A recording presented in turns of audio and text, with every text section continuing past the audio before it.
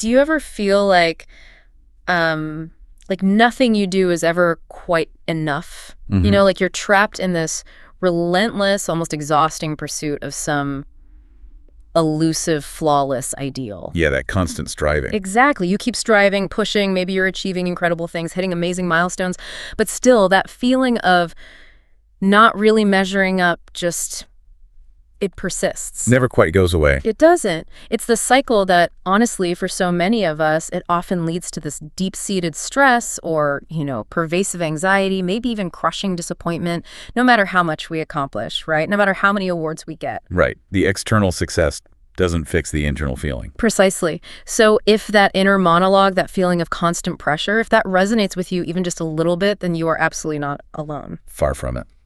Today, we're taking a really insightful deep dive into the pressure to be perfect, overcoming anxiety and finding true freedom. A really important topic. It really is. And for this conversation, we've brought together a really rich tapestry of understanding. We've woven in the deeply personal, often quite raw experiences from registered dietitians who've grappled with these exact pressures in their own lives, in their careers. Real lived experience. Absolutely. We've synthesized extensive psychological research, looked at robust frameworks that meticulously break down the nuances of perfectionism. Yeah, the academic side of things. Exactly. We've integrated expert perspectives on mental health from leading practitioners. And we've even tapped into the honest, unfiltered discussions from online communities, people grappling with these very issues, which just reveals how universal this struggle really is. It really connects the dots, doesn't it? From personal stories to research to what people are actually talking about online. It does. So our mission today, it's crystal clear. Yeah. We want to unpack what perfectionism truly is, how it might be silently burdening you, its profound, often unseen impact on your mental well-being. And maybe most importantly, to equip you with concrete, actionable strategies, things you can actually use to find genuine relief and true liberating freedom from its relentless, often suffocating grip. Sounds like a plan. Where do we start? Okay, so let's unpack this right from the beginning. From the earliest age, really, most of us are taught, either explicitly or implicitly, strive for excellence, reach for high standards. Definitely. School, sports. Right. Even just being told to keep our rooms tidy. On the surface, that sounds like an inherently good thing, doesn't it? A clear path to success, to becoming your best self. It seems logical. Aim high. So where exactly does this healthy ambition, this drive for excellence, where does it diverge from something more insidious, something we call perfectionism? What's that critical pivot point? Where does it go wrong? That's a really profound question, and understanding that distinction is where the insidious nature of perfectionism really starts to reveal itself. You see, while high standards can absolutely be a positive, even, an exhilarating motivator, they push individuals to truly reach their peak level of performance. Think of like an Olympic athlete, for example. They're training relentlessly, constantly aiming to shave milliseconds off their time or perfect their technique. Right, that healthy striving. Exactly. Their goal is excellence, and that drive can be incredibly healthy. It fuels growth, achievement. Perfectionism, however, is fundamentally different. It involves this tendency to set standards so astronomically high that they are either genuinely impossible to meet in reality, or they can only be achieved with immense, almost unbearable difficulty and at a significant personal cost. It's not just about wanting to do well. It's about demanding an unattainable, flawless outcome. Unattainable. Okay. Yeah. And the core belief that truly fuels perfectionism is this paralyzing idea that anything, absolutely anything that falls short of perfection is catastrophic. Catastrophic, even small things. Yes, it's a binary worldview. Either it's flawless or it's a complete and utter disaster. No in between. Even the most minor imperfections, tiny deviations from the ideal, are viewed as disastrous failures, not opportunities for learning or signs of being human. Wow. It's not about pushing yourself to improve. It's about the intense, often irrational, and profoundly punitive reaction to anything less than what you perceive as flawless. The external standard might be high, but that internal judgment is just brutal. And that's exactly where the psychological trap snaps shut, isn't it? It's this deep-seated belief that you should never make mistakes. Never. That errors are simply unacceptable, a personal failing. And if you do make one, even the tiniest misstep, it means you are fundamentally, irredeemably a failure. Or, even more terrifyingly, a horrible person for disappointing yourself, or maybe even more acutely for disappointing others. That fear of letting others down is huge. I can almost feel the weight of that. This mindset, as you can well imagine, leads to intense, relentless self-criticism, a constant internal haranguing that becomes your own worst enemy. Absolutely. And to illustrate just how profoundly debilitating this can be, how self-sabotaging, let's consider the powerful personal anecdote from Sarah Glinsky, a clinical dietitian who openly shared her own deeply personal battle with this very issue. She described an overwhelming, almost suffocating fear she used to carry into her appointments. And it wasn't about, major medical errors. It was a fear that she wouldn't use up every single allotted minute of an appointment time with a patient. Just the time. Just the time. Or that she might accidentally give them information that wasn't precisely, absolutely perfect or complete. Now think about that for a moment. In a complex, demanding role like hers, these are incredibly minor, almost inevitable mistakes. Right. Nobody's perfect. Interactions aren't scripted. Exactly. No one is perfect, and every interaction has some degree of imperfection. But when those two things, these small perceived imperfections or failures, inevitably happened, she described going into such a deep shame spiral that she couldn't function for the rest of the day. Imagine that internal voice just screaming at her, "You wasted their time. You're incompetent. How could you forget that detail? You're a fraud." Oh, that's intense. Her perfectionism, ironically, literally made her worse at her job. Yeah. She became so consumed by the fear of imperfection and the shame of perceived mistakes that it crippled her ability to perform effectively, leading to profound anxiety. Wow. So the thing she was trying to achieve, perfection, actually made her less effective. Exactly. The burden became so immense that she ended up needing to take time off due to the sheer incapacitating weight of anxiety triggered by these incidents. This wasn't just about feeling a bit disappointed.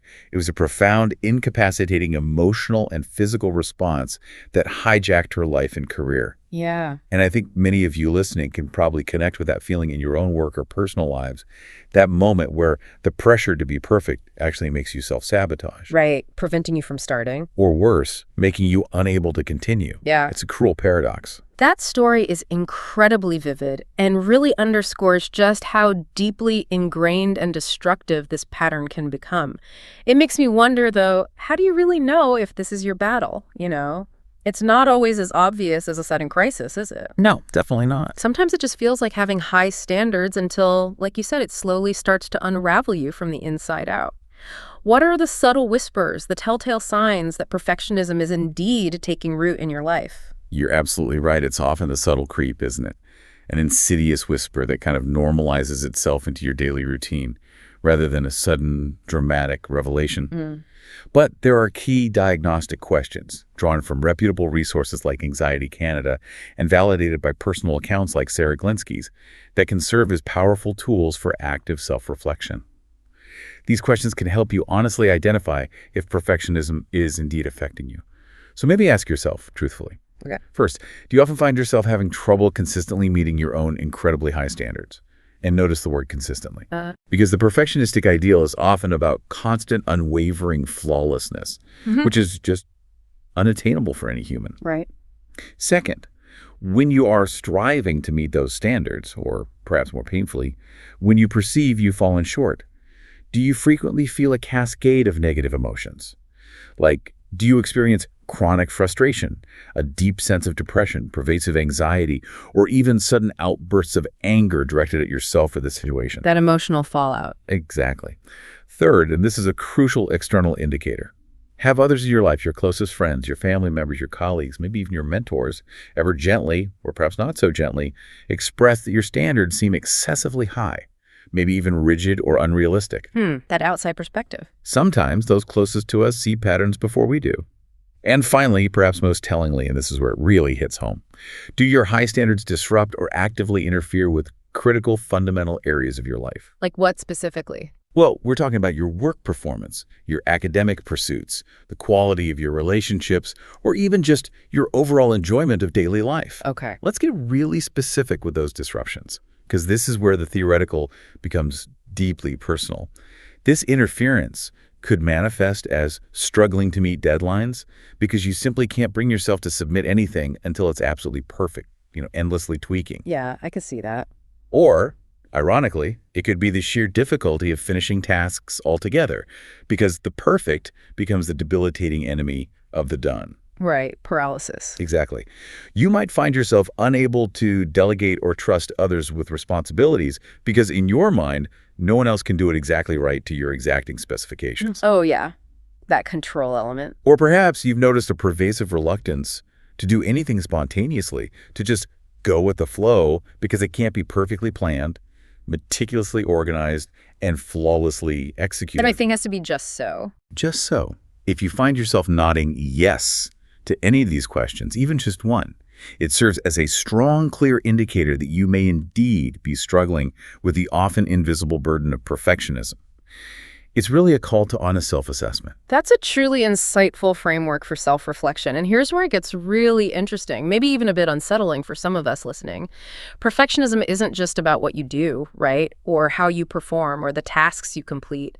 It's far more pervasive. It infiltrates the very fabric of how you feel and, maybe even more profoundly, how you think.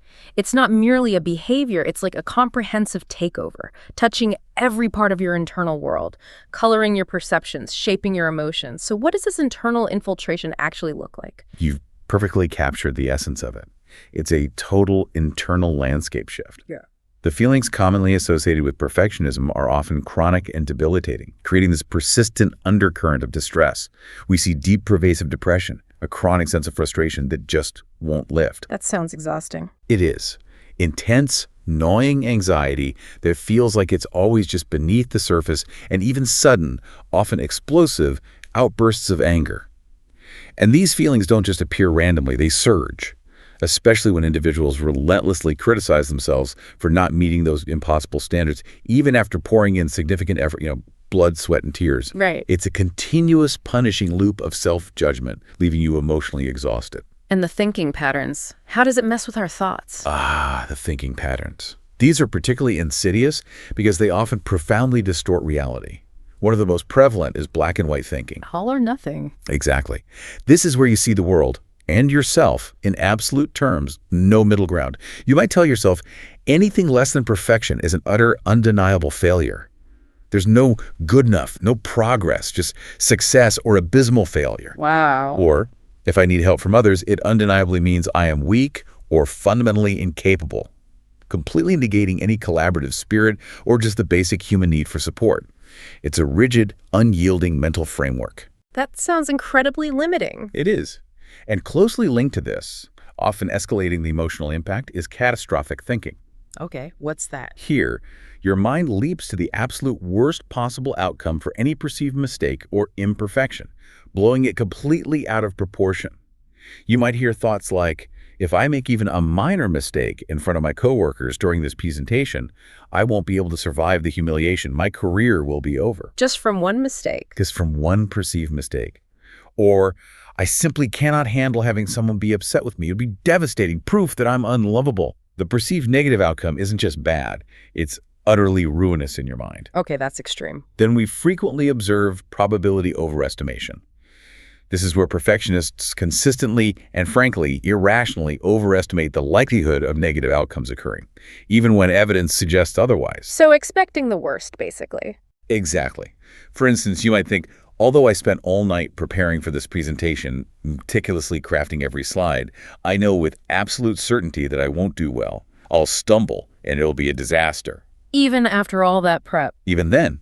Or, my boss will definitely think I am lazy if I take a couple of sick days, even if I'm genuinely unwell and have a doctor's note. Oh. You convince yourself the worst is not only possible, but highly probable, despite all logical indicators. Man, that's a heavy way to live. It really is. And finally, there's the relentless prevalence of should statements. These are the rigid, inflexible, self-imposed rules that perfectionists live by, demands that are often impossible for any human to consistently meet. Like what kind of shoulds? Phrases like, I should never make mistakes, ever, or I should never come across as nervous or anxious no matter the situation, always appear composed. Or even, I should always be able to predict problems before they occur, anticipating every single obstacle. Wow, like having a crystal ball. Pretty much. These shoulds create an internal prison, a constant feeling of inadequacy because you can never quite measure up to these unrealistic self-imposed demands. And these thoughts, these deeply ingrained, often distorted thinking patterns, they don't just stay in our heads, do they? They must translate into very real, often debilitating behaviors that trap us in this self-defeating cycle, making it even harder to break free and find genuine peace. What do these behaviors look like in our daily lives? Precisely. The internal thought patterns inevitably manifest as a range of observable, often self-sabotaging perfectionistic behaviors. One of the most common and frankly frustrating is chronic procrastination. Wait, procrastination, that seems counterintuitive for a perfectionist. It does, doesn't it? But the overwhelming pressure of needing to do something absolutely perfectly, coupled with the intense fear of not doing it right, can actually paralyze individuals. Okay, so the fear stops them. Exactly. It makes it incredibly difficult to initiate tasks or even to complete them. The idea of imperfect action is so terrifying that inaction becomes the default, leading to missed deadlines and unmet goals. Someone might have very high standards for a clean house, visualizing this pristine magazine-worthy home. Right. But ironically, their house is usually quite messy because they are so overwhelmed by the sheer, insurmountable idea of doing it perfectly that they never even start cleaning. The perfect truly becomes the enemy of the good, or even the started. That makes so much sense now. What else? Another common behavior is being overly cautious and excessively thorough in tasks. This could be someone spending, say, 3 hours on a task that most others would complete efficiently in maybe 20 minutes, meticulously rechecking, refining, polishing far beyond what's necessary or even productive. Overkill, basically. Total overkill.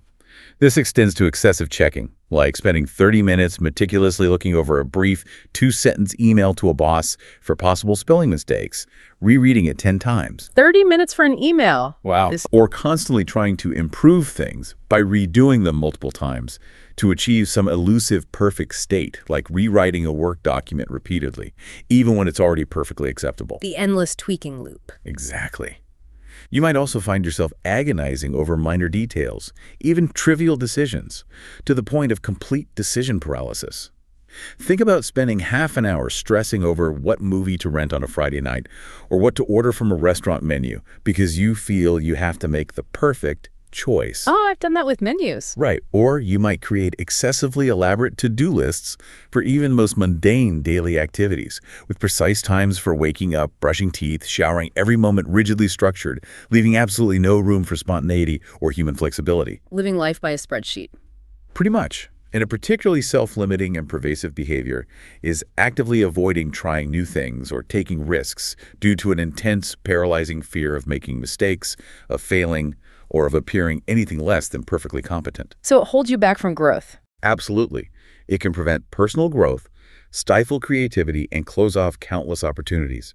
All of these deeply ingrained patterns significantly impact daily life, relationships, overall quality of living, often leading to increased anxiety, burnout, and emotional paralysis rather than genuine achievement or a sense of fulfillment. It's truly a life lived in a self-imposed cage of impossible standards. It's becoming clear that perfectionism is far from a single, simple trait, isn't it? Not at all. It's complex, multifaceted. You mentioned academic frameworks help understand its nuances. Yes, they're invaluable. They highlight that it's more a combination of distinct characteristics that show up differently for different people. One crucial tool is the Frost Multidimensional Perfectionism Scale, or FMPS, developed back in 1990. Okay. It views perfectionism as this mix of unrealistically high expectations, coupled with overly critical self-evaluations. It breaks it down into 6 dimensions, offering a really comprehensive way to assess how individuals embody this relentless pressure. 6 dimensions. Okay, let's hear them. Right. And as we go through them, you might find yourself nodding along, recognizing these patterns, maybe seeing which ones resonate most powerfully for you. Okay. First, there's that almost crippling worry about getting things wrong, even minor details, and excessive concern over making mistakes. This is the person double-checking everything, panicking over a typo. Got it. Number 2. Second, there are your own internal pressures, the very high bar you set for yourself, what we call high personal standards. This is that inner drive to achieve. But when it's linked to perfectionism, it becomes rigid and unforgiving. Makes sense. Third and fourth relate to early life experiences. Yeah. The perception of high parental expectations during your upbringing, meaning you felt your parents expected flawless performance. Oh, the childhood roots. Exactly. And closely linked, the perception of high parental criticism during childhood. where you felt frequently judged or harshly corrected for imperfections. Mm. These early influences can deeply ingrain the belief that imperfection is just unacceptable. Wow, okay. What's fifth? Fifth, there's doubting the quality of one's actions, which constantly leads to profound self-doubt. You finish something, but then you obsessively second-guess every decision, every word, convinced it's not quite good enough, replaying it endlessly. That sounds exhausting. And the last one? And finally, sixth, there's a strong, almost obsessive preference for order and organization, needing everything in its place, meticulously structured, feeling immense discomfort if things are chaotic or unplanned. As you hear these distinct dimensions, I really encourage you listening to think about where you might fall on this spectrum. Do some resonate more powerfully for you than others? Maybe you're high on personal standards, but less so on the parental criticism bit. It really highlights how individual this experience can be. It's definitely not a one-size-fits-all burden. That's a truly important point. To give you a concrete example, the source author, Melissa Lewis-Duarte, who openly shared her own journey, she describes scoring high on her personal standards, acknowledging that internal drive. She also resonated strongly with the perception of parental expectations and a very strong preference for order, admitting, kind of amusingly, that her preference for order can be distracting and really annoying. Ah, I bet. Just ask her husband, Andrew, about our perfectly organized pantry. But interestingly, she scored lower on excessive concern over mistakes or doubting her actions. This vividly illustrates how unique each person's battle can be, even within the same framework. It's a blend. Unique cocktail of pressure. Exactly. And around the same time, another significant model emerged, the multidimensional perfectionism scale, or MPS. Similar name, but a slightly different lens. Okay, how's this one different? It introduces 3 distinct dimensions that help us distinguish the direction of perfectionistic tendencies, basically, where that intense pressure is pointed. Interesting. Okay, what are they? First, there's self-oriented perfectionism. This is maybe the most commonly recognized form. It's where you apply those impossibly high standards and expectations directly, relentlessly to yourself, that harsh inner critic demanding more, better, faster. Right, beating yourself up. Precisely. Second, there's other-oriented perfectionism. Here, the perfectionistic lens is turned outward. You judge and hold others, colleagues, partners, kids, even strangers, to similarly high, often unrealistic levels of perfection. Ooh, that sounds tough on relationships. It really can be. It might manifest as an inability to delegate, constant criticism of others' work, or immense frustration when people don't meet your unstated, rigid expectations. It often strains relationships, fosters fear. Yeah, I can see that. And the third? And third, often the most subtle and pervasive, is socially prescribed perfectionism. This is the assumption or deep-seated belief that others, significant figures like parents or bosses, or even society at large, hold extremely high expectations of you. So it's feeling pressured by what you think others expect. Exactly. You internalize this perceived external pressure, feeling this immense, suffocating need to meet those perceived demands, even if they're unspoken or totally unrealistic. This can be particularly debilitating because the pressure isn't even truly from within, but from an imagined external judgment. Wow. This MPS model raises an even more important question for anyone listening. When you reflect on your own high standards, where do they truly originate? Is it like an intrinsic internal drive, a deep personal desire to excel from a healthy place?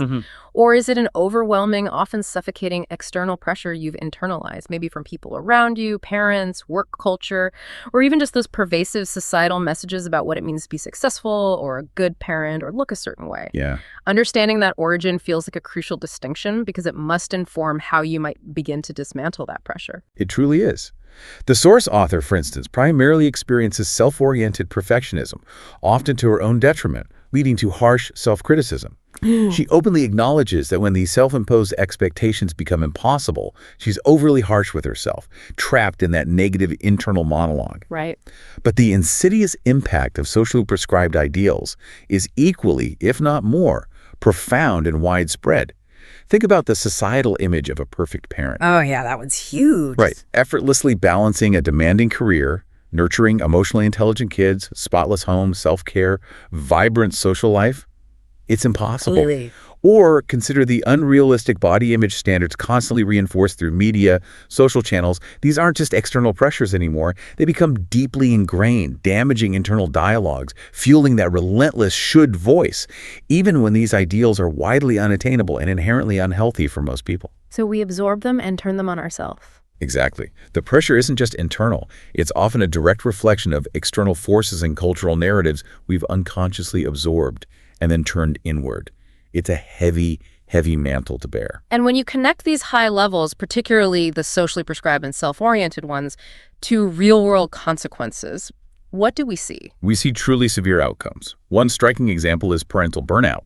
Research consistently shows that mothers, for instance, are significantly more likely than fathers to report both socially prescribed and self-oriented perfectionism. Really? More likely? Significantly more likely, and this makes them significantly more prone to experiencing burnout, that state of chronic physical and emotional exhaustion, feeling detached, ineffective in their parental role. It's a heavy load to carry, often silently, impacting not just the parent, but the entire family dynamic. So it seems like perfectionism isn't just about feeling a bit stressed or self-conscious, something that's merely uncomfortable. It clearly has real, tangible, and often severe mental health consequences, doesn't it? It can truly undermine your entire well-being, poisoning your sense of self from the inside out. It absolutely can, and the consequences extend far beyond just feeling stressed. Beyond parental burnout, there's a well-established, well-researched correlation between certain dimensions of perfectionism and chronic procrastination. There it is again, the procrastination link. Yep.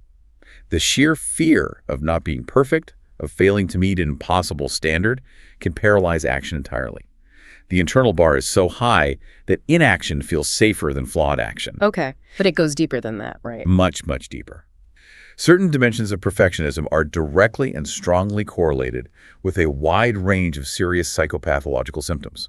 We're talking clinical diagnoses, major depressive disorder, various anxiety disorders like generalized anxiety and social anxiety, obsessive compulsive disorder, OCD. Wow. Eating disorders like anorexia and bulimia, deliberate self-harm, and even frighteningly suicidal ideation and just general pervasive psychological distress. This is serious stuff. This is serious stuff. It isn't just a personality quirk that makes you a little more detail-oriented. It's a deep-seated pattern of thought and behavior that can truly poison the mind and lead to a devastating cascade of serious mental health issues, often requiring professional intervention. The costs are immense. So what does this all mean for us then? Is all perfectionism inherently bad? Or is there maybe a more nuanced understanding, perhaps something else at play that truly sabotages us, something distinct from the intrinsic drive for high standards itself? Right. Because if striving for excellence is natural and healthy, then there must be a point where it tips into something destructive. What is that? That's a crucial, truly insightful question, and it leads us to a fascinating and profound concept. Self-criticism as a separate yet often deeply intertwined element. Okay, self-criticism specifically. Yes. Here is what groundbreaking research has found, and it's a real aha moment for many. When someone heavily engages in relentless self-criticism, their progress on goals is significantly hindered. Even if their underlying self-oriented perfectionism, that personal drive for high standards is also quite high. So the criticism cancels out the drive. It's like having one foot on the gas and one firmly on the brake. Constantly. You're trying to move forward, but also holding yourself back. Wow, okay. But here's the truly powerful kicker. If self-criticism is effectively removed from the equation, if you can quiet that harsh inner voice, then surprisingly, self-oriented perfectionism, that drive, can actually positively correlate with goal attainment. Really? So high standards without the self-attack can work? It can be incredibly productive. This offers a profound insight. The desire to improve doesn't have to originate from a place of self-loathing or perceived inadequacy. As James Clear, the author, wisely put it, it can come from a healthy, intrinsic, even joyful drive for growth and mastery. Right. The issue isn't always the high standard itself, but the brutal, counterproductive way we talk to ourselves when we inevitably don't meet it perfectly. It's the internal punishment, not the aspiration, that truly sabotages us. So as you reflect on your own journey, your own internal landscape, maybe consider this. What truly motivates your standards and expectations? Is it a form of self-loathing, a harsh, unyielding inner critic constantly tearing you down, making you ruminate and second-guess every decision? Mm. Or is it a genuine, caring desire for self-help, for authentic improvement, for healthy growth? And maybe most importantly, when you catch yourself in a perfectionistic thought, when that inner critic starts its barrage, how would you talk to a close friend in that exact situation? That's such a powerful question. Would you be as harsh, as unforgiving, as dismissive of their efforts as you are on yourself? Because if the honest answer is no, then you're likely being overly critical, and that, as we've just heard, is not only unhelpful, but deeply damaging. Building on that vital distinction between the healthy drive and the toxic self-criticism, researchers have further elaborated on two widely accepted, broad categories of perfectionism. This offers a more balanced and nuanced view. Okay, what are they? First, we have perfectionistic strivings. This is often seen as the positive or adaptive side, although, as we'll discuss, it still carries some risk. Okay, the good kind, potentially. Potentially. It involves setting genuinely high personal standards for oneself and actively striving for excellence and accomplishment. It's associated with genuinely positive traits: conscientiousness, strong work habits, an achievement-oriented mindset, a sincere desire for growth, learning, challenge. Research actually shows it can be a powerful driver of academic achievement and success. Right, and the other side. Then there are perfectionistic concerns. This is unequivocally the negative or maladaptive side of the The spectrum. bad kind. Definitely. This encompasses a cluster of debilitating characteristics: constantly doubting your own actions, harboring excessive, paralyzing concerns about making mistakes, exhibiting marked neuroticism, low agreeableness, low extroversion, actively avoiding challenges due to intense fear of failure, dreading any form of perceived failure, and developing persistently low self-esteem. And the research? The research is crystal clear here. These perfectionistic concerns significantly hinder academic achievement, undermine motivation, and profoundly negatively impact overall well-being in all aspects of life, from students to professional athletes. It's the side of perfectionism that truly cripples rather than elevates. What's truly fascinating here, though, and perhaps a bit unsettling, is that even what we've just called the good side, these perfectionistic strivings can actually have a hidden, darker edge, can't they? Mm-hmm. It's not as simple as neatly categorizing them as solely good or bad perfectionism. There seems to be a subtle tightrope walk, even with the positive aspects. You're absolutely right to point that out. It's a crucial nuance. While perfectionistic strivings lean positive and are generally far less problematic than perfectionistic concerns, Right. research consistently indicates that even these strivings can be associated with various forms of psychopathology. This suggests it's not entirely black and white. There's a spectrum. Even healthy drives, pushed to extremes or coupled with underlying anxieties, can contribute to mental health challenges. So even the good kind isn't entirely risk-free. Not entirely. For athletes, for example, their intense strivings for perfect performance, while potentially linked to elite achievement, can also have both positive and negative effects on their motivation, their enjoyment of the sport, their overall well-being. It's a really nuanced interplay, and the line between healthy aspiration and unhealthy obsession can become dangerously blurred. And what about broader trends? Is this getting better or worse? Well, if we look at the broader societal trend, it's actually quite alarming. It suggests the struggle with perfectionism isn't diminishing, but actively growing. Growing. Yes. A comprehensive study spanning nearly 3 decades, from 1989 to 2016, across multiple Western countries, US, Canada, UK, revealed a significant, sustained increase in all 3 dimensions of perfectionism we talked about earlier: self-oriented, other-oriented, and socially prescribed, specifically among college students. All 3 are increasing. All 3. Right. And this isn't just a slight uptick, it's a profound cultural shift. The most striking increase was observed in students' perception that others were more demanding of them, that pervasive socially prescribed perfectionism. Wow. So we feel more pressured by others. Exactly. That was followed by an increase in being more demanding of others and then being more demanding of themselves. This signifies that perfectionism is not only complicated and multifaceted, an individual burden, but it is also a rapidly growing societal burden. We're becoming a more perfectionistic society. It certainly seems that way. We are collectively becoming more entrenched in this relentless, often unrealistic pursuit of flawlessness, and it's taking a significant, measurable toll on the mental health and well-being of, frankly, an entire generation. It's a cultural phenomenon that really demands our attention. Okay, If perfectionism can be such an incredibly heavy load, silently burdening us, and so detrimental to our mental well-being, even leading to severe psychopathology, then what is the true pathway to freedom? What's the antidote to this constant striving, this relentless self-criticism, this feeling of never being enough? What's the secret to finding inner peace amidst a world that often seems to demand flawlessness? The fundamental cornerstone, the pathway to that true liberating freedom, is what we call self-acceptance. Self-acceptance. To define it precisely, self-acceptance means completely unequivocally accepting yourself, including all your inherent strengths, your acknowledged weaknesses, your perceived flaws, and your genuine human limits without judgment. And this acceptance, critically, must be unconditional. Unconditional. Meaning what exactly? Meaning, it's not about accepting yourself if you achieve X, Y, or Z, or when you fix this or that flaw. It's about accepting yourself simply because you exist right now, as you are. How is that different from, say, self-esteem? That's a truly crucial distinction. Self-esteem, while valuable, often fluctuates wildly. It goes up and down based on external achievements, social comparisons, external validation. Right, like getting a promotion or getting likes online. Exactly. Self-esteem is often about how valuable you feel based on what you do or how others perceive you. Self-acceptance, in stark contrast, is a stable, unshakable foundation because it recognizes your inherent unchanging worth simply because you are alive, because you exist, not because of what you do or don't do, what you accomplish or fail at. Okay, that feels deeper, more stable. It is. Think of it with this powerful analogy, one that often brings clarity. Picture yourself as a crate, a big container filled with thousands of oranges. Okay, got it. Crate of oranges. Some of these oranges are perfectly ripe, bright, delicious, representing your achievements, your virtues, your successes. But others might be bruised, slightly discolored, maybe even rotten, symbolizing your mistakes, your perceived flaws, your shortcomings. We all have some bruised oranges. We all do.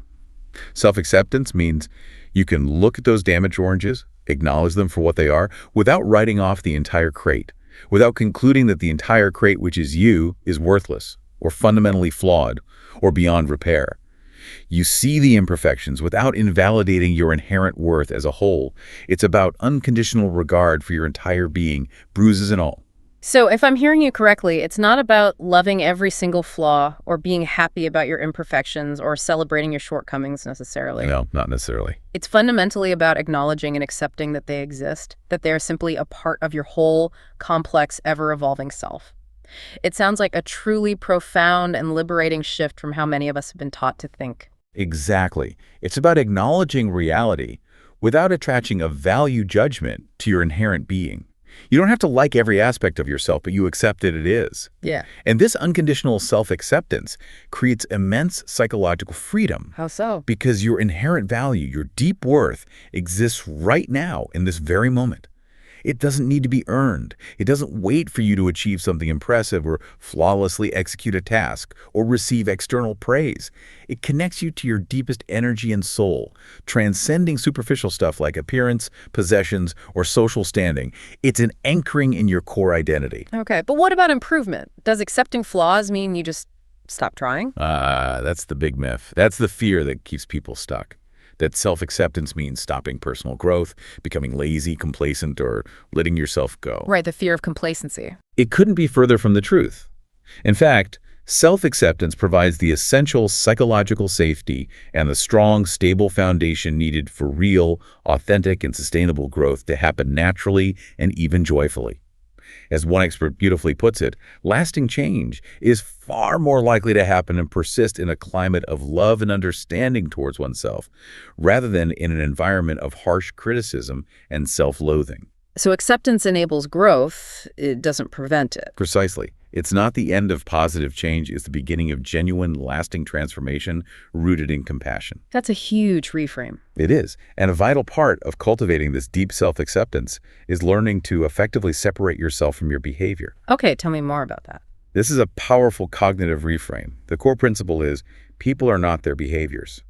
Your actions, your choices, your performance, these can be objectively assessed, critically evaluated, or even just observed without judging your fundamental worth as a person. So you can judge the action, not the person. Exactly. Your inherent value isn't tied to your performance. For instance, someone going through a difficult divorce might say, I failed in that marriage, I made mistakes with him, but that doesn't make me a failure as a person. This separation allows for honest self-assessment, learning from mistakes, striving for improvement, all while profoundly protecting your core self-worth. You could say, I made a mistake, without concluding, I am a mistake. That distinction feels incredibly important. It's critical. Now, when it comes to the proven, powerful antidote to toxic perfectionism, the missing link that brings all this together, it's undeniably self-compassion. Self-compassion, we hear that term a lot. What does it really mean in this context? It's not self-pity or self-indulgence. It means actively knowing how to be kind, understanding, and genuinely helpful to yourself when things inevitably go wrong, when you feel down, when you notice your own shortcomings, or when you face pain. Like how you treat a friend. Exactly like that. It's not about letting yourself off the hook for poor behavior, but about treating yourself with the same warmth, empathy, and wisdom you'd instinctively offer to a truly cherished friend in their moment of struggle. And the research backs this up. Oh, compellingly. Studies consistently show that individuals who score higher in maladaptive, toxic forms of perfectionism also consistently exhibit significantly lower levels of self-compassion. Makes sense, right? The inner critic leaves little room for kindness. Yeah, totally. Conversely, the good news is that as self-compassion increases, both perfectionism and general psychological distress tend to dramatically decrease. Wow. Even more synergistically, self-oriented perfectionism that drive for high standards when combined with a healthy, robust dose of self-compassion actually leads to higher life satisfaction scores. It's finding that balance between striving and self-kindness. So striving plus self-compassion is the sweet spot. It seems to be. And the practice of mindfulness, when cultivated alongside self-compassion, also plays a critical synergistic role. It significantly reduces vulnerability to anxious and depressive symptoms, particularly in self-critical perfectionists. Okay. Studies have powerfully demonstrated self-compassion's ability to moderate the link between perfectionism and depression, meaning perfectionism is far less likely to lead to depression if self-compassion is a strong, consistent presence. That's huge. It is. We've even seen studies where targeted interventions like mindfulness practices, yoga, breathwork have directly led to increased self-compassion and decreased maladaptive perfectionism in students. Nursing students, too, showed significant increases in self-compassion as their perfectionism decreased.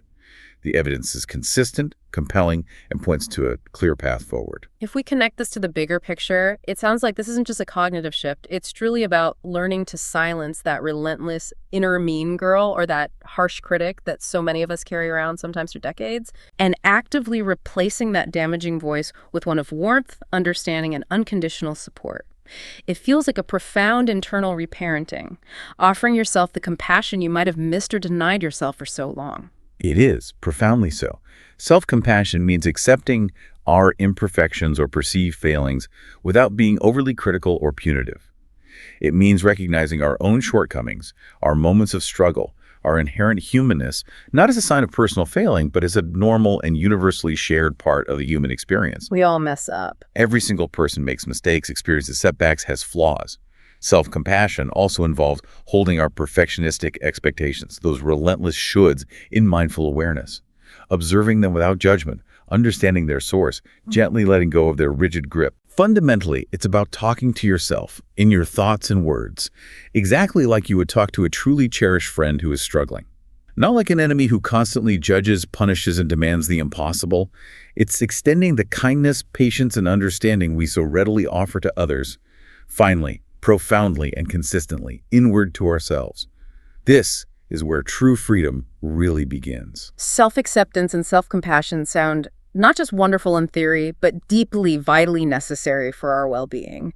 But putting these profound concepts into consistent daily practice is often where the real challenge lies, isn't it? Absolutely. That's the work. The mind is a creature of habit, and those old perfectionistic patterns are deeply grooved. What are some of the biggest, most common hurdles, the things that trip people up on this liberating journey, even when they intellectually understand its importance? You've hit on a crucial point. Understanding is one thing, embodying is another. One of the most significant, relentless obstacles is our ingrained negative self-talk and the pervasive inner critic. That voice. That voice. Our harshest, most relentless critic often lives not outside us, but inside our own mind. A constant, insidious voice, ready to judge, diminish, erode our sense of inherent worth. And this inner voice speaks to us in ways we would never dare speak to others, not even our worst enemies. So true. It can manifest in varied, often deceptive ways. Sometimes sounding deceptively reasonable, like, I'm not good at this, so I should just avoid it entirely. Self-preservation disguised as wisdom. Right. Other times it's just plain mean and brutal. I can never do anything right. I always mess up. Or it can sound utterly hopeless. I don't deserve to be happy or successful. I'm just not worthy. Or simply defeated. That looks really hard. I'd never be able to do it perfectly, so why bother trying? Yeah, that sounds familiar. And this negative self-talk doesn't just annoy us. It profoundly distorts our reality, creating a warped self-perception. People who engage in it frequently experience higher stress, significantly less confidence, worsened symptoms of depression when unchecked, and even difficult, strained relationships because that internal criticism often leaks out. How we treat ourselves affects how we treat others. Absolutely. It's important to remember this is common, almost universal. Our complex minds, wired for survival, tend to hyper-focus on negatives, triggering our fight-or-flight response as if faced with a real threat, even when it's just a thought. Okay, so the inner critic is huge. What else gets in the way? Another huge, often invisible barrier is the relentless pressure of social comparison and the hunger for external validation. As humans, we naturally measure ourselves against others. It's an evolutionary impulse. Social comparison theory clearly shows we often compare ourselves upward to those we perceive as better off. Right, comparing our worst to their best. Exactly. And this upward comparison severely hurts self-esteem. Social media, in particular, has created a perfect storm against self-acceptance. Face-to-face comparisons are limited, but online. It offers endless, curated opportunities to compare our messy, normal lives to others' carefully constructed highlight reels. Yeah, the endless scroll of inadequacy. It can feel like that. Every scroll is an invitation to feel less than. This leads to an unhealthy dependency on external approval, likes, comments, followers, validation, rather than cultivating internal self-acceptance, building that stable, intrinsic sense of worth. Okay, inner critic, social comparison. What's the third big barrier? And finally, a very common and often insidious barrier, one that keeps many trapped, is the fear of complacency. Yes, we touched on this. The idea that accepting yourself means you'll just give up. Exactly. This is arguably the biggest myth about self-acceptance. The deep-seated belief that if you truly accept yourself, flaws and all, you'll instantly become lazy, unmotivated, complacent, or simply let yourself go. Why do we believe that? Many people cling to self-criticism precisely because they believe it's the only way, the necessary way, to push themselves, to improve, to achieve, to be better. They think being tough on themselves is the only path to growth. But that's not true, right? Reality, as we've explored, works profoundly differently. Self-acceptance is not the end of striving. It is the beginning of authentic, lasting change. It fosters growth, not from fear or harsh judgment, but from a place of deep, empowering self-love and understanding. It provides the psychological safety needed for real, sustainable improvement. Without that foundation, the striving often leads to burnout and breakdown, not true flourishing. Okay, so we've identified the barriers, Yeah. the inner critic, social comparison, fear of complacency. Now for the good stuff. What are the concrete, actionable strategies, the tools to cultivate self-acceptance and combat perfectionism? Right, let's pivot to the practical tools and mindset shifts. These are designed to gently but effectively rewire those old patterns. We'll start with cognitive shifts, then move to more behavioral and embodied practices. Okay, changing our thinking first. First, under changing perfectionistic thinking, we have realistic thinking. This is about actively, consciously challenging and replacing those harsh, self-critical or perfectionistic thoughts with statements grounded in reality, kindness, and self-compassion. Give me an example. Okay, so instead of the rigid, self-defeating thought, I must be perfect at all times or I am worthless, try replacing it with the liberating truth. Nobody is perfect. I am human. That means I am inherently imperfect, and that is okay. That feels better already. Or instead of, I have to do everything myself impeccably, shift to, all I can do is my best, and my best will vary day to day, and that's perfectly acceptable. Right. When you make a mistake, instead of the inner voice screaming, I'm a total failure, consciously reframe it. Making a mistake does not mean I'm stupid or a failure. It only means I am like everyone else human. Everyone makes mistakes. There are opportunities for learning, not condemnation. Learning, not condemnation. I like that. You can also tell yourself, it's okay not to be pleasant all the time. It's okay to have a bad day or feel frustrated. Everyone experiences a full range of emotions. Or, for those struggling with external validation, it's okay if some people don't like me. No one is liked by everyone, and my worth isn't determined by universal approval. So practical. Any tips for making this stick? Yes. A very practical pro tip from the sources is to write these realistic, compassionate statements on small cue cards. Carry them with you. When you catch yourself in a negative thought spiral, pull out a card, read the counterstatement aloud or silently. Repeated practice helps literally rewire your brain, reinforcing these new, healthier thought patterns. Cue cards. Simple, effective. Okay, what's next? Next up is perspective taking. Perfectionists often get trapped in their own subjective, critical lens. This strategy actively encourages you to challenge unhelpful beliefs by stepping outside your own head. How do you do that? Ask yourself, how might a close, supportive friend view this exact situation if they were going through it? Or even more powerfully, what might I tell a close friend who was having these exact same self-critical thoughts about themselves? Ah, the friend test. Exactly. Okay. For example, if you finish a workout feeling guilty because you exercised for only 1 hour instead of your planned 2, and that inner critic calls you lazy, how would you talk to a friend who did the same? You'd likely reassure them, right? Tell them 1 hour is great. Applaud their effort. This helps apply external kindness and rationality to your internal world. That makes total sense. Applying the kindness we give others to ourselves. What else? Then there's looking at the big picture. This is a powerful grounding strategy to combat getting bogged down in those minor details, which is a hallmark of perfectionism. Okay, how does this one work? When you find yourself obsessing over a tiny flaw, worrying about a seemingly insignificant detail, guide yourself to pause and ask these questions. Does it really matter in the grand scheme of things? Right. What is the absolute worst that could happen if this isn't perfect? And if the worst does happen, truly, can I survive it? Will I be okay? And perhaps most powerfully, especially for those minor obsessions, will this still matter tomorrow? How about next week? Next year? Pulling back the lens. Exactly. It helps you realize the utter insignificance of many catastrophic minor details that perfectionism makes monumental, like agonizing over which font to use in a casual email, when the content is what truly matters. It pulls you out of that stressful tunnel vision. Okay, good one. And you mentioned compromising. Yes, compromising, a really helpful tool for dealing with that rigid black and white thinking. This doesn't mean abandoning all standards. It means gradually lowering or being more flexible with your very high, often unrealistic standards, finding that healthy middle ground. So, practical example. Okay, say you typically spend 5 hours prepping for a presentation, meticulously crafting every word. Try deliberately spending only 3 hours next time. See what happens. Notice if the outcome is truly disastrous, or if it's perfectly acceptable, maybe even better because you're less stressed. Testing the waters. Exactly. Or, if you believe you can never make a mistake, start by allowing yourself one minor non-critical mistake during 1 out of every 5 presentations, deliberately. Then maybe increase that tolerance to 1 out of 2. The goal isn't no standards or becoming sloppy. It's establishing realistic standards that help you do your best sustainably without costing you your health, your family time, your joy.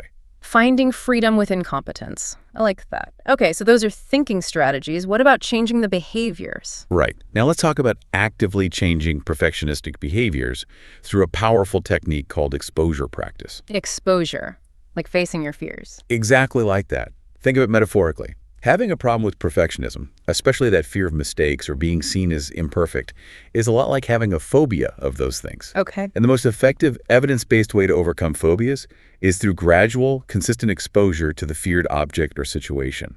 Safely, intentionally, repeatedly confronting the fear in small doses until your anxiety naturally decreases through habituation. So deliberately making small mistakes. Pretty much.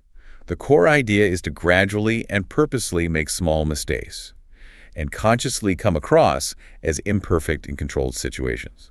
Then observe what actually happens versus what your perfectionistic mind predicts will happen. Okay, give me some examples. This sounds scary but intriguing. It can feel scary at first, but start small. Try showing up for a non-critical appointment 5 to 15 minutes late. Just feel what that feels like. Yeah. Or wear a piece of clothing with a visible minor stain, like a small coffee spot out in public. Oh, wow, okay. Send an email that purposely includes a few very minor spelling mistakes to a trusted colleague. Or maybe get an attachment and have to send a follow-up. Leave a visible area in your house, little messy papers on the counter. Resist the urge to immediately tidy it. Resisting the urge, that's key. Yes. Tell people when you are genuinely tired, or express other feelings you might consider weaknesses, like nervousness or uncertainty. Purposely allow several uncomfortable silences in a conversation with a coworker instead of rushing to fill the void. Ooh, the silence one is hard. It can be. Purposely be a few cents short for bus fare and see how the driver reacts. During a presentation, deliberately lose your train of thought for a moment, then recover. Try a new restaurant without researching it first. Just winging it. Exactly. And in addition to these active exposures, you should also actively stop excessive perfectionistic behaviors you already do. Limit checking documents to once. Reduce that 2-hour prep for a 15-minute presentation to 30 minutes. So doing less of the old behaviors too. Yes, remember, repeated and frequent practice is key. Anxiety might not drop immediately. The first few times might feel very uncomfortable. But consistency and persistence are far more important than immediate comfort. Over time, your brain learns these imperfections are not catastrophic and the anxiety diminishes. Okay, exposure practice. Makes sense. What about more internal foundational practices? Absolutely. Mindfulness and relaxed awareness are foundational to cultivating self-acceptance. Mindfulness teaches us to observe our thoughts, feelings, bodily sensations as they arise, simply as they are, without judgment, without needing to fix them or push them away. Just observing. Just observing. In Buddhist tradition, there's a beautiful concept called maitri, meaning loving kindness or unconditional friendliness toward oneself. It's about working with yourself, not constantly on yourself as a problem to be solved. This sounds incredibly freeing. It's like creating a mental and emotional space, a quiet sanctuary, where you can step back from the constant mental chatter and just observe your thoughts, your inner critic's pronouncements, rather than being immediately consumed by them, identifying with them. Precisely. This gentle, non-judgmental awareness creates vital, liberating space between you and your thoughts. You begin to realize that your thoughts, even the harsh, perfectionistic ones, don't define who you are. They're just mental events that arise and pass. Like clouds in the sky. Exactly. That crucial separation actively breaks the self-judgment cycle. When you can observe, oh, there's that thought telling me I'm not good enough, rather than believing I am not good enough, everything begins to shift. Powerful. What else can we actively do? Another truly powerful strategy is actively cultivating positive self-talk and affirmations. This is about consciously, deliberately changing that ingrained negative self-talk, effectively counteracting the inner critic, and replacing harsh judgments with supportive, constructive, empowering messages. Does this actually work? It sometimes feels a bit cheesy. It can feel that way at first, but it's not just wishful thinking. Studies consistently show numerous profound benefits. Greater life satisfaction, lower risk of heart disease, less pain, even longer lives. It literally rewires your brain through neuroplasticity, strengthening new neural pathways of self-kindness. Okay, I'm sold. How do we practice it? Try integrating affirmations into your daily routine. Phrases like, I accept myself as I am in this moment, completely and unconditionally. Or, I accept and appreciate my body for all the things it lets me do, for its strength and resilience, flaws and all. Or a powerful one. I am worthy of love, exactly as I am, flaws and all. Where or when should we do this? You can say them aloud while looking directly into your eyes in a mirror work, popularized by Louise Hay. It's powerful. Start with 2 to 5 minutes daily in private. Begin gently. Hi, or I love you. Then maybe progress to I am enough, or I choose to be happy and love myself. Write them on sticky notes around your home or office. Incorporate them into meditation. Consistency is key. Okay, affirmations. What about boundaries? How do they fit in? While not immediately obvious, setting healthy boundaries is deeply, intimately connected to self-acceptance. They are profoundly powerful acts of self-love and self-respect that directly reinforce your inherent worth. How so? Think of boundaries not as walls, but as a protective shield you create. Guarding against toxic relationships, overwhelming demands, situations that erode self-acceptance and drain your energy. They help you prioritize your needs, maintain emotional balance, protect your time, prevent burnout. Okay, so how do we set them effectively? Key steps. Be clear and direct without raising your voice or being aggressive. State what you do want or need rather than what you don't want. So instead of don't dump your work on me, try I need to focus on my own tasks so I won't be able to take on that extra project this week. Clear and direct. Yes.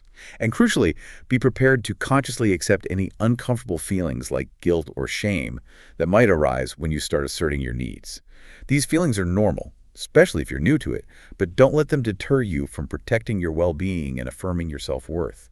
It's recognizing you are worthy of respect. That takes courage. Okay, one more strategy. And finally, arguably the most powerful transformative strategy, particularly if past mistakes or perceived failures haunt you, is practicing self-forgiveness. Forgiving ourselves. That sounds hard. It can be. But it's a profound act of compassion, releasing the burden of past self-condemnation. Research proves it significantly boosts psychological health, life satisfaction, self-esteem, emotional stability, overall quality of life. It frees up immense mental energy trapped in shame and regret. How do we actually do it? What are the steps? It involves several key compassionate steps. First, Precisely identify the specific behaviors or shortcomings you want to forgive yourself for. Be specific. Second, look at your responsibility realistically. Don't exaggerate or minimize what was truly your part. Okay. Third, allow yourself to accept and feel genuine remorse for any negative impact without letting it devolve into self-judgment or attacking your character. Acknowledge the feeling. Fourth, notice related harsh thoughts and feelings without applying them to your core self. See them as thoughts, not truths about you. Right. Fifth, make amends if and when possible and appropriate to others or even to yourself. Sixth, make a clear recommitment to your values moving forward, learning from it.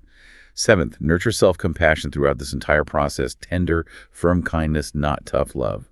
And eighth, consciously, deliberately release those negative feelings towards yourself. It's a process. It is. Remember, self-forgiveness isn't about letting yourself off easy or condoning harmful behavior. It's about honestly acknowledging mistakes while understanding everyone makes them. It's about restoring your dignity, reaffirming your inherent worth, freeing yourself to move forward with peace. These aren't just abstract ideas. They are tangible, actionable steps you can integrate into your daily life, transforming your relationship with yourself over time. Practices, not just concepts. So, to bring this all home, beyond these overarching strategies, what are some simple, practical, hands-on exercises our listener can truly start with today to begin embodying this profound shift? Excellent question. Moving from theory to practice is vital. There are several hands-on exercises you can begin immediately, even in small ways. Okay, let's hear them. First, try the Positive You Journal. This is a powerful way to actively repattern your focus away from flaws towards your inherent strengths. Create a 2-column journal entry. 1 column. List your positive qualities: kindness, diligence, creativity, humor, resilience. Other column.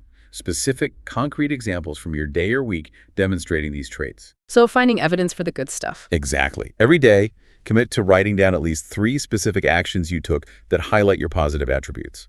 Mopping floors shows you're house proud. Completing a budget shows diligence. Playing with kids reveals a fun, caring side.